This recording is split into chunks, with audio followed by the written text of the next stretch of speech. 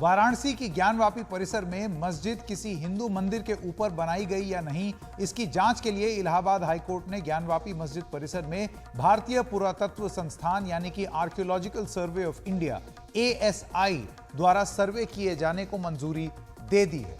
लेकिन फैसले के कुछ ही घंटे के अंदर मुस्लिम पक्ष अंजुमन इंतजामिया मस्जिद कमेटी ने इस फैसले को सुप्रीम कोर्ट में चुनौती दे दी।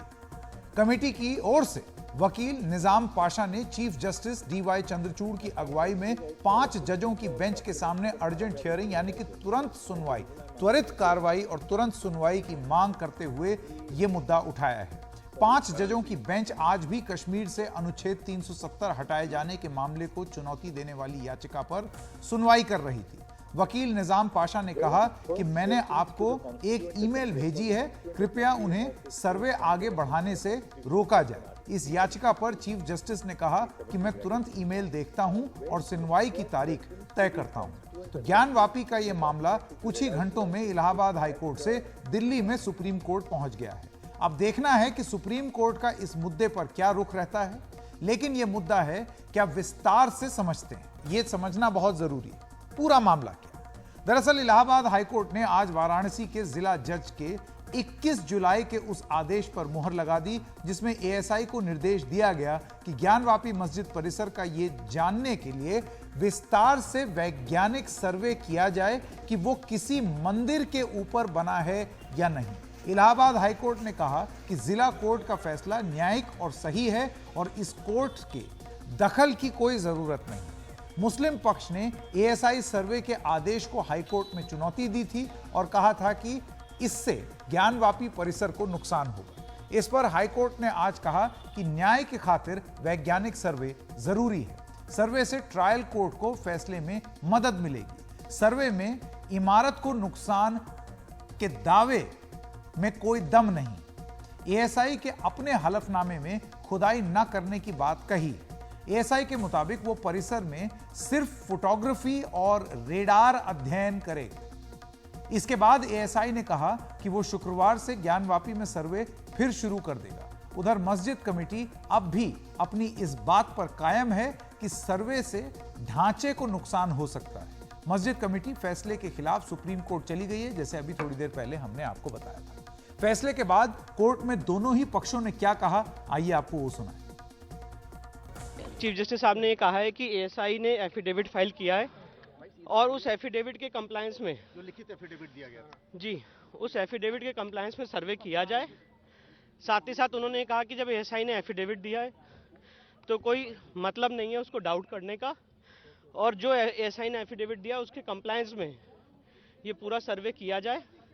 डिस्ट्रिक्ट कोर्ट का फैसला तत्काल प्रभाव से प्रभावी हो चुका है, ये भी आदेश में हुआ, और सिविल सूट जल्दी से जल्दी डिसाइड किया जाए, इसमें कोई एडजमेंट ना हो, ये भी कोर्ट ने आदेश पारित किया। इलाहाबाद हाई कोर्ट ने सर्वे की इजाज़त दे दी है और जाहिर सी बात है कोर्ट का ऑर्डर है, उस पर अमल किया जाएगा। लेकिन मुस्लिम साइड यही चाहता था कि ये जो हमारी तकरीबन 600 साल पुरानी मस्जिद है उसमें किसी किस्म की कोई खुदाई ना की जाए, तो कोर्ट ने मालूमात के हिसाब से उसमें खुदाई करने की बिल्कुल भी इजाज़त नहीं दी है, खुदाई करने से मना किया है। मुस्लिम साइड के पास अभी ये एक ऑप्शन मौजूद है कि इस ऑर्डर को सुप्रीम कोर्ट के सामने चैलेंज किया जाए, जिससे कि कोई राहत मिल सके। ASI सर्वे का विरोध करने वाले पक्ष का कहना है कि सर्वे से ज्ञानवापी के ढांचे को नुकसान होगा। इस पर ASI ने अपने हलफनामे में कोर्ट को विस्तार से ये आश्वासन दिया है। क्या आश्वासन दिया है, आइए आपको वो बताएं। ASI ने कहा कि सर्वे से ढांचे को कोई नुकसान नहीं होगा। वैज्ञानिक सर्वे में आधुनिक तकनीकों का इस्तेमाल किया जाएगा। तहखाने में मलबा हटाने के लिए कुदाल फावड़े का इस्तेमाल किया जाएगा। ज्ञानवापी परिसर में कोई खुदाई नहीं की जाएगी। ASI पुरातत्व महत्व के भवनों और अवशेषों की निगरानी और संरक्षण करता रहा है, लेकिन ASI के इस सर्वे में वो परिसर में मौजूद वो वजू खाना शामिल नहीं होगा जिसमें हिंदू पक्ष के मुताबिक वो एक शिवलिंग है। मुस्लिम पक्ष उसे फव्वारा बताता है, यानी कि फाउंटेन। सुप्रीम कोर्ट के आदेश पर वजू खाने को सील किया गया है। हिंदू पक्ष का दावा है कि जिस जगह ज्ञानवापी मस्जिद है वहां कभी हिंदू मंदिर हुआ करता था, जिसे 17वीं शताब्दी में मुगल शासक औरंगजेब के आदेश पर गिरा दिया गया। उधर मुस्लिम पक्ष की एक दलील यह भी है कि प्लेसेस ऑफ वर्शिप एक्ट यानी कि पूजा स्थल कानून के तहत ज्ञानवापी मस्जिद परिसर को नहीं छुआ जा सकता। यह समझना जरूरी है कि यह कानून क्या कहता है, इसलिए आइए इस कानून के बारे में बात करते हैं। यह कानून 1991 में तत्कालीन नरसिम्हा राव सरकार के समय बनाया गया था। इसका मकसद पूजा स्थलों की धार्मिक स्थिति बदलने से रोकना था ताकि नए विवाद खड़े ना हो। आपको इस बात की पृष्ठभूमि बता दें, दरअसल उस समय राम मंदिर आंदोलन चल रहा था, बाबरी मस्जिद आंदोलन चल रहा था और उसी का ध्यान में रखते हुए यह कानून बनाया गया। इसके तहत पूजा स्थलों की स्थिति वही रहेगी जो 15 अगस्त 1947 को थी, यानी कि आजादी के दिन। लेकिन आजादी से पहले से चले आ रहे अयोध्या के राम मंदिर केस का इस कानून के दायरे में कोई लेना देना नहीं था, वो इस कानून के दायरे से बाहर था। बीजेपी ने तब भी इस कानून को बनाने का विरोध किया था। अब भी बहुत सारे बीजेपी के नेता इस कानून का विरोध करते हैं और इस कानून को चुनौती देने वाली ताजा याचिका सुप्रीम कोर्ट में लंबित है। सुप्रीम कोर्ट में याचिका दायर करने वाले वकील अश्विनी उपाध्याय की दलील क्या है, यह सुन लेते हैं और उसके विरोध में लेखक हिलाल अहमद की दलील क्या है, आपको वो भी बताते हैं। नाम है ये प्लेस ऑफ वर्शिप, पूजा स्थल कानून, लेकिन एक्चुअल में ये प्लेस ऑफ प्रेयर को बचाने के लिए। एक होता है प्लेस ऑफ वर्शिप, एक होता है प्लेस ऑफ प्रेयर, एक होता है पूजा स्थल, एक होता है प्रार्थना स्थल। मंदिर को प्लेस ऑफ वर्शिप कहते हैं, पूजा स्थल कहते हैं। मंदिर को प्लेस ऑफ वर्शिप इसलिए कहते हैं, एक बार अगर प्राण प्रतिष्ठा हो गई, एक बार भूमि पूजन हुआ, भगवान को वहां पे आह्वान करके अगर विराजमान कर दिया गया, तो उसके बाद वहां पे तोड़फोड़ करने, वहां की नींव को तोड़ने, दीवार की तोड़ने या गुंबद को तोड़ने से वहां के धार्मिक प्रवृत्ति नहीं बदलती, जो धार्मिक उसका महत्व वो नहीं बदलता, भले ही वो गुंबद तोड़ दिया जाए, जब तक कि वहां विसर्जन नहीं होता। इसीलिए चाहे वो महाराष्ट्र में गणेश जी की पूजा होती है, बंगाल में देवी जी की पूजा होती है, तो वहां पे विसर्जन किया जाता है। हमने ये कहा कि ये प्लेस ऑफ वर्शिप में विसर्जन किए बिना धार्मिक स्थान बदला नहीं जा सकता, प्लेस ऑफ प्रेयर को बदला जा सकता है। कांग्रेस ने जो कानून बनाया 1991 में, नाम तो रखा उसका प्लेस ऑफ वर्शिप, लेकिन एक्चुअल में वो प्लेस ऑफ प्रेयर यानी मस्जिदों को बचाने के लिए किया। दूसरा हमने इसमें दलील दिया है, भारत एक सोवरेन कंट्री है, संप्रभु राष्ट्र है। संविधान के प्रियम्बल में लिखा है, we the people of India have decided to make a sovereign Bharat.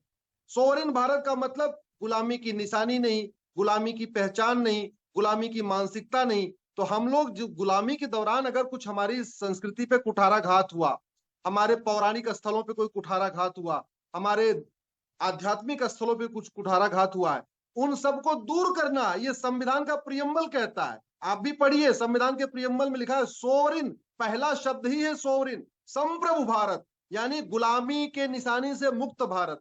ऐसे में ये कानून बिल्कुल गलत है। ये हमारे राइट टू जस्टिस यानी कोर्ट जाने के अधिकार को रोकता है, ये इक्वलिटी को रोकता है। ये जो कानून है इस पर बहुत कुछ कहा जा चुका है और मुझे लगता है कि इसको जानना अच्छी तरह से जितने लोगों ने इस पर टिप्पणी की है वो शायद ये भूल गए कि ये कानून दो चीजों पर लागू नहीं होता है। उस जमाने में नहीं होता था जब 1991 में उसको बनाया गया था।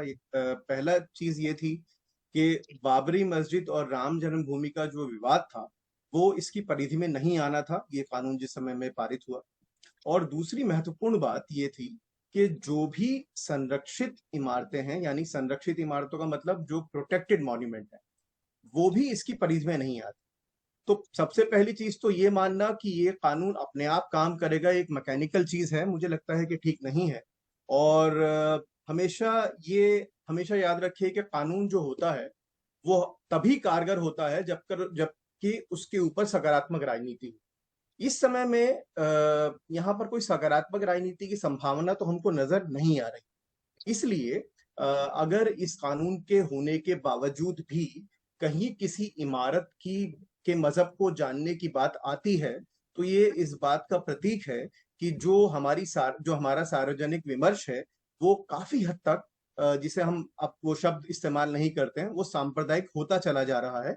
और यही कारण है कि ये जो दो टेक्निकल इश्यूज हैं, यानी बाबरी मस्जिद जैसे किसी भी विवाद का इसमें ना आना, और साथ साथ में जो पुरातत्व सर्वेक्षण विभाग के द्वारा संरक्षित इमारतें हैं उनका इसकी परिधि में ना आना, इसको एक बार फिर से नई समझ के लिए, नई इंटरप्रिटेशन के लिए खोल देती है। तो इसीलिए केवल ये मानना कि ये कानून है और इसके तहत ही काम चलेगा या इसके तहत ही इस तरह के जो पुराने विवाद हैं उनका हल होगा, मुझे लगता है कि सही नहीं है। वैसे राम मंदिर केस में सुप्रीम कोर्ट का फैसला आने के बाद यह मुद्दा गर्मा गया है। इसे लेकर राजनीति भी कम नहीं हो रही है और ऐसा मुद्दा है, ये वाला एक इस तरीके का मुद्दा है जो धार्मिक आधार पर ध्रुवीकरण करने की क्षमता रखता है। तो हम पहले भी देख चुके हैं। यही वजह है कि इस मामले में राजनीतिक दल भी पीछे नहीं है। आज के फैसले का उत्तर प्रदेश के उप मुख्यमंत्री केशव प्रसाद मौर्य ने स्वागत किया।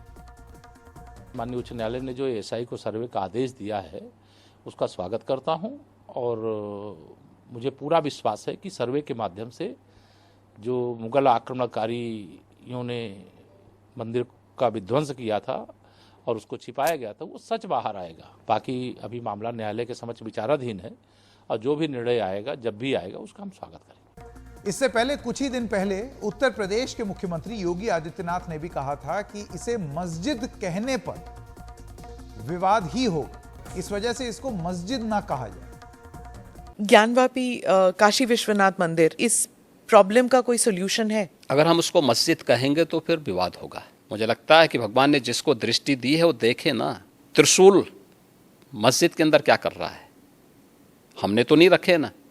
ज्योतिर्लिंग हैं, देव प्रतिमाएं हैं, पूरी दीवारें चिल्ला चिल्ला के क्या कह रही हैं। और मुझे लगता है कि ये प्रस्ताव मुस्लिम समाज की तरफ से आना चाहिए कि साहब ऐतिहासिक गलती हुई है और उस गलती के लिए हम चाहते हैं समाधान हो।